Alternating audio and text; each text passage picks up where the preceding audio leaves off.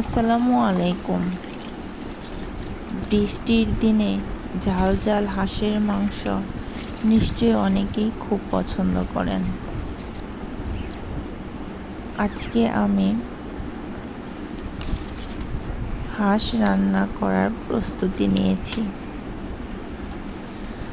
হাঁস একটু লাল ঝাল হলে খুবই মজা হয়, তাই আজকে ঝাল ঝাল হাঁস রান্না।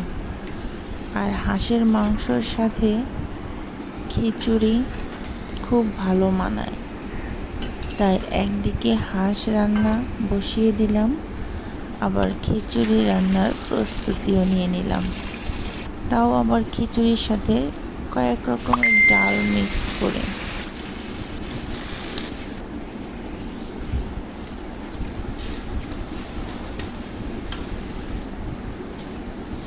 দেখেছেন হাঁস রান্নার ঝোলটা কেমন লাল হয়েছে। ঝাঝালো জাল টাইপের হাঁসের মাংস খেতে best. Thank you for watching.